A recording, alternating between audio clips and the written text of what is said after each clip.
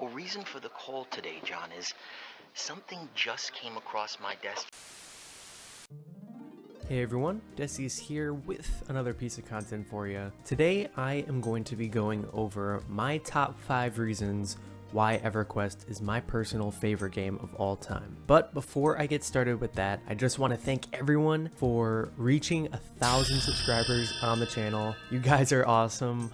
That was my big goal for the year and I hit it. So thank you all so much for watching these videos, and I hope you enjoy the content and keep enjoying the content because I enjoy making them and talking about EverQuest, which is my favorite game, which I'm going to get into now. And if you like watching or listening to EverQuest videos like this, feel free to hit that subscribe button. As a preface, I have a lot of experience in numerous genres of video games, especially MMOs like World of Warcraft, Final Fantasy XIV, and other kind of like FPS games like Destiny, like looter shooter kind of games. I was really into Call of Duty, Baldur's Gate 3, Elden Ring. Those are some of the newer games that I've played. Also survival games, you know, you have Ark Survival Evolved, Rust, Minecraft, etc. So I've played a lot of video games and I enjoy a lot of different genres throughout the years. But EverQuest has always been that game that I always go back to no matter what. I think a big saying in pretty much any MMO that you're really interested in and have been playing for a long time, you never really quit the game, you just take an extended break and then you come back to it eventually. And that's definitely been the case for me and EverQuest, and I want to get into some reasons why EverQuest is my favorite game and why I'm personally okay with, you know, never actually quitting the game and just taking long breaks. Number 5. The world of Norath, it just feels alive. Despite it being such an old game and especially graphically looking like an old game with very low polygons and old models and old kind of rough pixely textures and everything, the world, it just simply feels more alive than most modern games today that are fancy and polished and have perfect graphics and all these particle effects and anything you want visually in a video game. It still rings hollow compared to the world that EverQuest created. And I think that's just because it's a product of its time, and video games, as I've discussed in other videos, they just aren't created with that same mentality as they are nowadays. I think with that, and to give some examples of why the world feels alive, just the zones in and of it themselves are designed in a way that are just very non-formulaic. They're very organic. There's name mobs in certain places, there's hidden crevices to get through, there's just very unorthodox design styles that make the experience and dungeon delving feel very kind of mysterious and just, it doesn't really hold your hand. And I think a prime example for that is Lower Guck.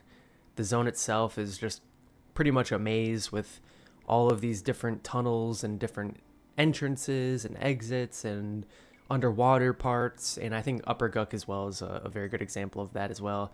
Just that the Guck zones in general are just really interestingly designed, and I think it really just highlights that the world of EverQuest is just very unique. I think despite maybe World of Warcraft Classic, which kind of got close to the feeling that EverQuest gave me, but it still felt like kind of an emulated version of EverQuest, which is literally what World of Warcraft Classic was. It was created by hardcore raiders of EverQuest that wanted to make a game themselves in a way that they found to be an upgrade to EverQuest. But I mean, you can't deny that the skeleton of World of Warcraft itself was literally based on the foundation that EverQuest created.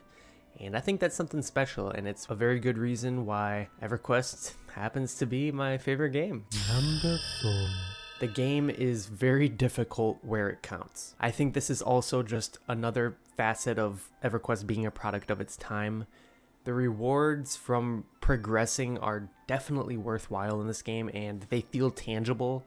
If you're leveling and it, you know, takes a very long time to level, the spells you get at those certain level points every 5 levels for most classes feel like an amazing achievement, and it feels like you're really making progress. You can feel the tangible capabilities expanding in your character, especially if you're a caster class.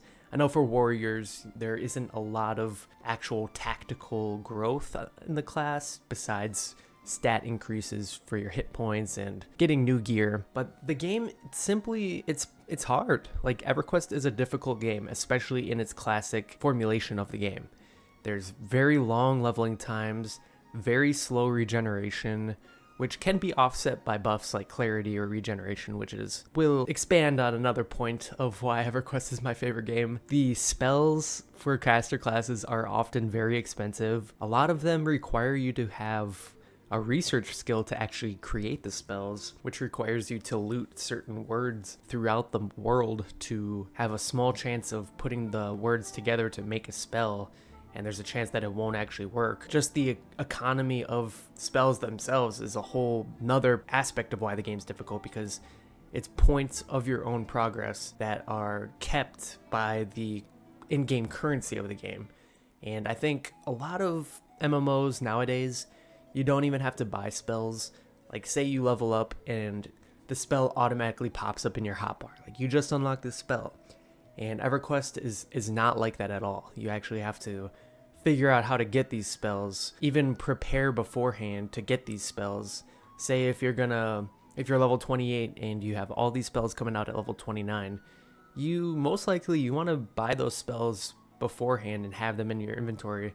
Say you're in a group and you ding level 29. You want to be able to mem those spells right away when you're still in the group, rather than having to leave, buy the spells, and then come back. And so I think it adds a whole different mentality to how you play the game. Also, there are certain no-trade loot that drops mostly in raids, and I think this adds another dynamic of some loot is inaccessible, some loot is accessible, and the inaccessible loot you actually have to work for.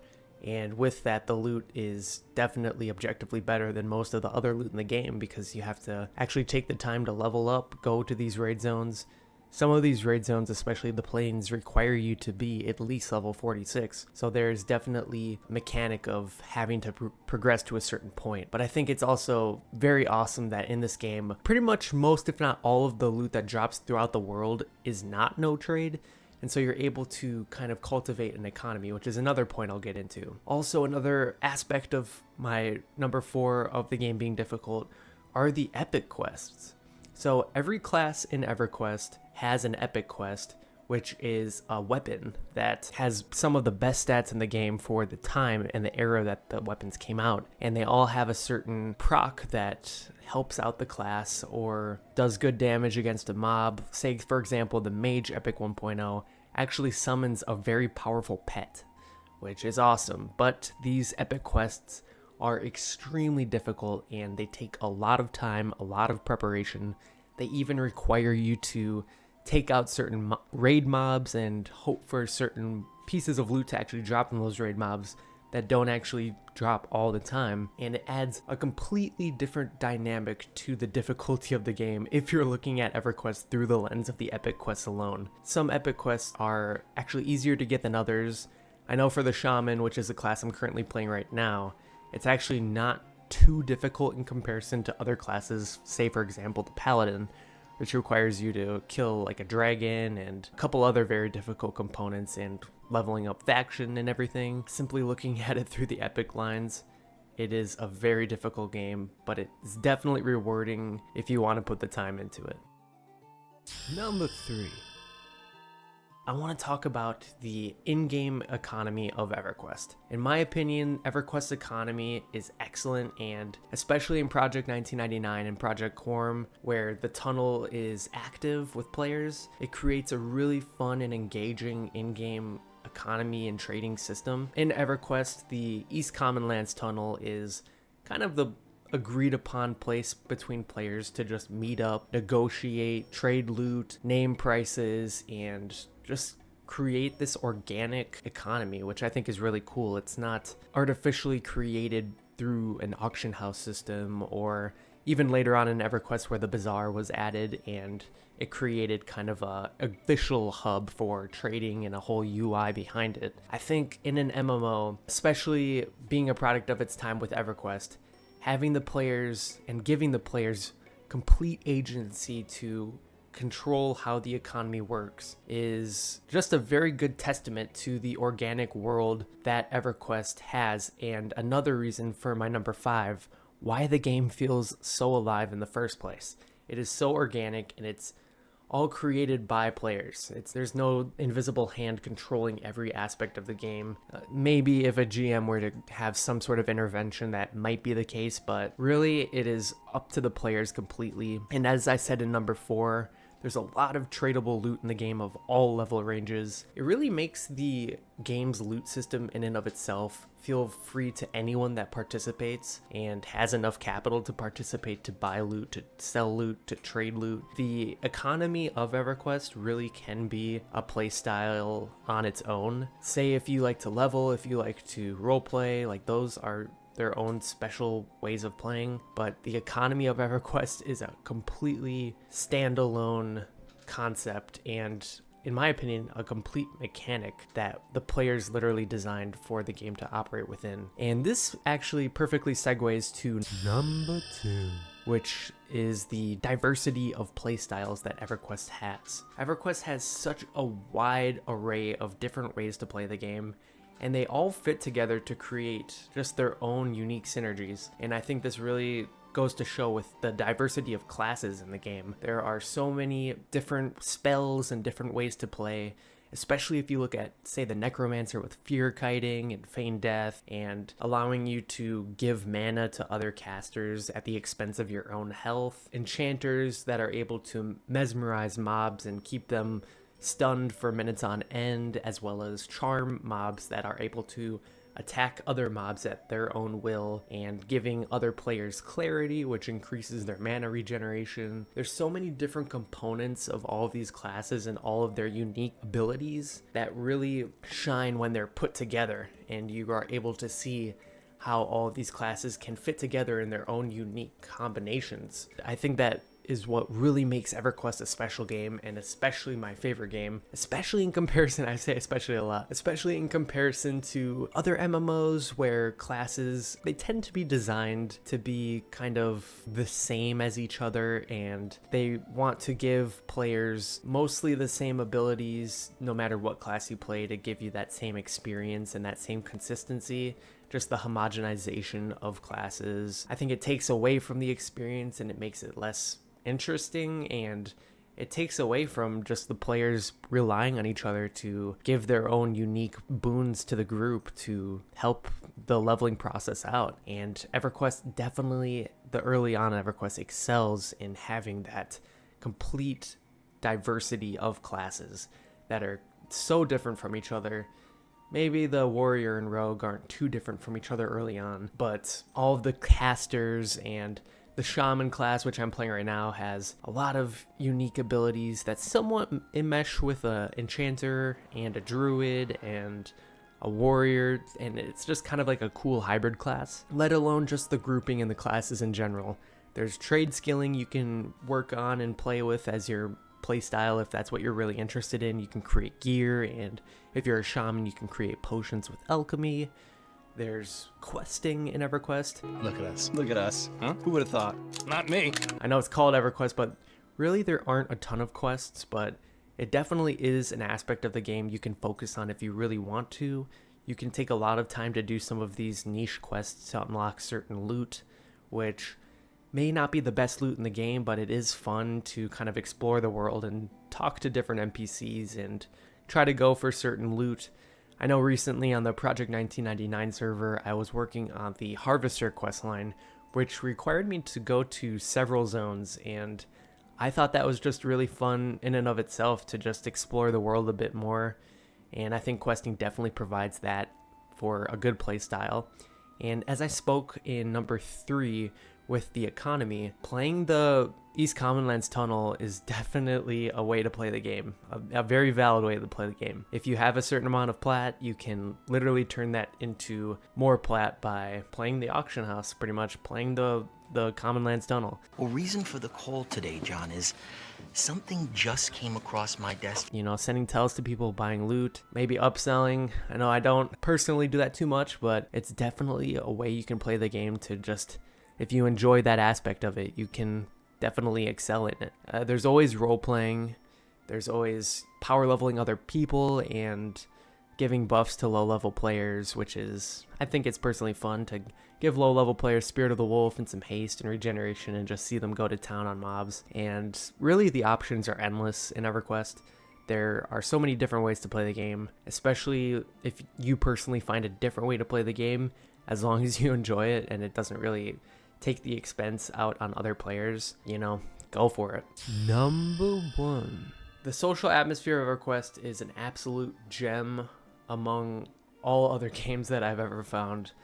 It's an MMO that's been around the block. The game is literally over 25 years old, so it's definitely amassed and created a very mature community that has been around. It has been very familiar with the game, and a lot of people, especially if you're new and you come to the game, you'll notice that the community just wants to help each other out, and people want to see everyone else succeed in the game.